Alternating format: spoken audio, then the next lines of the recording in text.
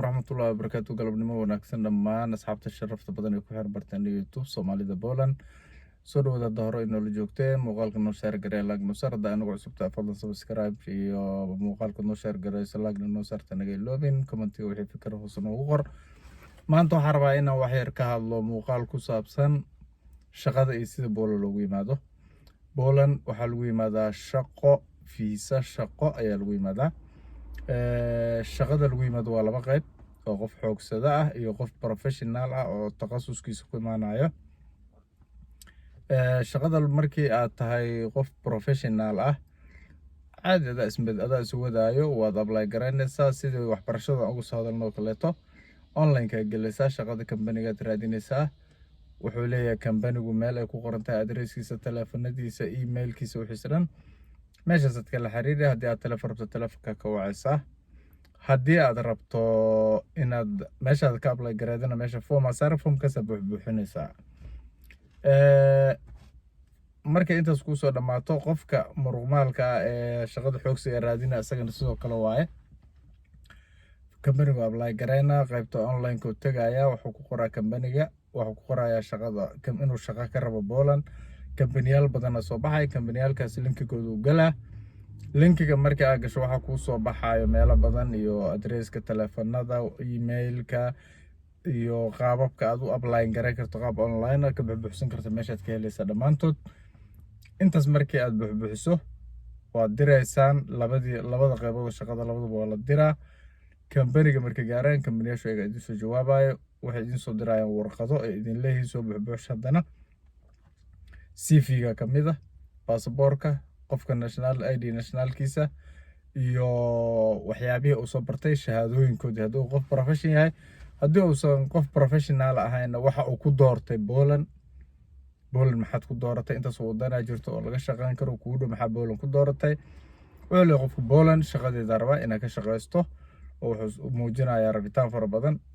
intaas markii aad soo dhaafto oo intaas soo marto laba wado ku furan oo company-gu inuu ku qaato kadibna uu warqad ogolaansho ah ku soo diro. waa ima company-gu inuu ku diido uu ku soo diro warqad diidma ah. okay company-ga haddii uu ku qaato aan ka wadeynaa company-ga haddii uu ku qaato wuxuu ku diraa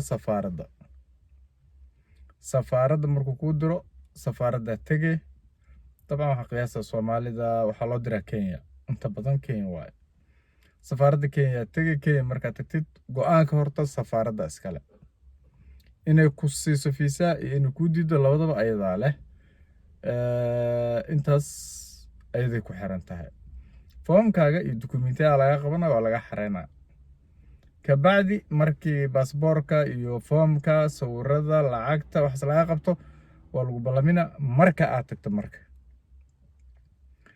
waxaa laga yaabaa 95% in fara laga qaado.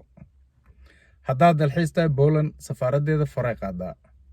haddaad arday tahay faray qaadaa. haddaad shaqo ku socoto faray qaadaa. intuba waa faro Yurub oo dhan ah. ma jirto wax ardaynimo u gaara wax qof shaqo taga u gaara qof dalxiis u gaara. Poland haddii aad soo tagto safaarad kasto ee leedahay tagto 90% fara laga qaadaa.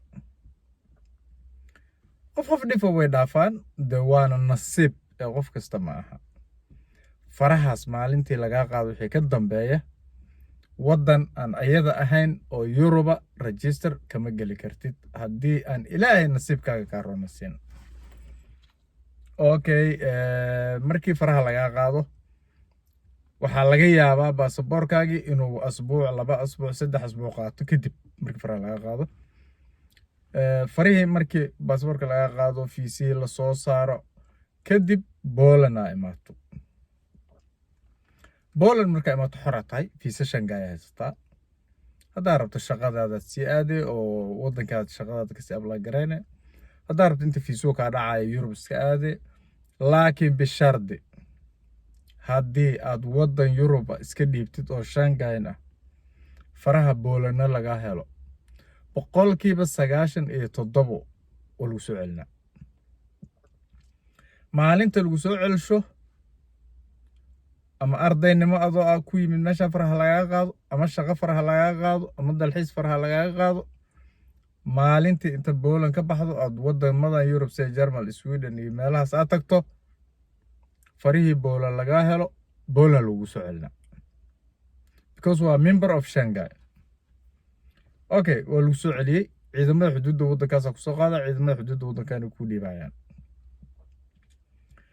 ciidamada xuduudda cabaar ay ku waabinayaan oo qoreysanka laga galgalaa sidoo qof asaga dhamo dambiila ah xabsiga lagu soo gudbinaa xabsiga 24 saac ku jira 24 saac kadib maxkamadda lagu gudbinaa 24 saac maxkamadaas markii aad soo marto oo maxkamaddii tagto 24 saac kadib maxkamadda lagu gudbo maxkamadda aad tagto maxkamaddu 2 bil ilaa iyo inta dembigaagu ka soo baaristaada ka soo gabagaboobayso ku jiri doontaa 2 bil ilaa 3 bil 2 bil ilaa sanad ilaa sanad iyo bar waxa macno sameynayso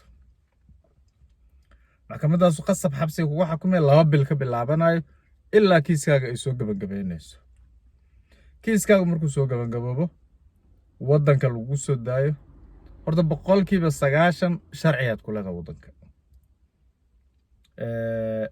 waa haddii ilaahay kaa qoray meeshaas meel kale aan dib ugu laabto baasaboorada aad wadatiin saaxiibayaalow hadday Soomaali yihiin ama ardaynimo ku wado ama ganacsi ku wado ama dalxiis ku wado ma badna rajada ah inaad ku heli kartiin fiisa Poland haddii laakiin baasaboorro kale oo wadamada deriska aad wadatiin waad ku heli kartaa fiisa oroda u heli kartaa haddaad shuruudaha kambaniga ama shuruudaha jaamacadda ama shuruudaha dalxiiska aad buuxido okay waa lagu soo daayay tan ku soo laabanayna maxkamadda ku soo deysay waddanka lagu soo daayay waddanka markii lagu soo daayo aad banaanka timaado kaarkaaga aad qaadanaysaa dadkaaga la mid tahay shaqadaada hor ka raadsanay kaliya waxaad uun sugay 6 bil ilaa 8 bil oo luqadda waddanka fahmayso dawladana xoogaa yar kaba ku siinayso laakiin maalintii aad luqaddaas ka soo baxdo wixii ka dambeeya waddanka u shaqo galay waxaa jira hal cilad oo kale qofka wata baasaboor Ethiopian ama baasaboor Kenyan ama baasaboor wadamada deriska ah oo kaleeto hadduu yimaado Poland ee uu qaxootinimo dalbado waxaa adkaanayso in la aqbalo because qofka baasaboor kale oo waddan kale ah wata Soomaalinimadiisii ma cadda laakiin mar walba waxay ku xiran tahay baasaboorkaas kaa bedeli karo kuguna qasbi karo inaad diidmo ku hesho waa interviewga adiga lagaa qaado fadlan walaal saaxiib mar kasta ee aad apply garaynayso foomka shaqada waxbarashada dalxiiska ka foojignow faruhu meesha way ku qoran yihiin waa laga qaadaa faraha shaki kuma jiro faraha markii laga qaado waxa way farahagaas Dublin Eurobodan algelina waxbarashaha laga qaado shaqaha laga qaado dalxiiska laga qaado khiyaar cadaalada ayadoo farihi laga qaada laga yaabaa in negative lagu siiyo Afrika dhexdeeda Dublinata meel kasta safarad kasta Europe tagto Afrika farahaga soo booday adiga biri caqabada kugu tahay biri mustaqbalkaaga dab hadad meel kale inaad u baxdo waddan kale sharci ku aadaad macdo ku qabanay safarada tagto farahaas lagu soo boodayaan mar walba ka digtoonaada foomka aad buuxinaysaan waxyaabaha la idinka rabo meesha ku jiraan akhriya si fiican u akhriya indhahana hafi idin feejignaadeen qaar badan baa idin rajeynaa fiidiyoga maanta intaas ku soo gabagabeynaa tan intan dib u kulmi doono waxaan idin ka codsanaynaa inaad kanaalka noo share garaysaan muuqaalka noo share garaysaan fiidiyoga like noo saartaan subscribe noo saartaan haddaad nagu cusubtiin dhammaantiin umahadsantiin wasalaamu calaykum waraxmatullaahi wabarakaatu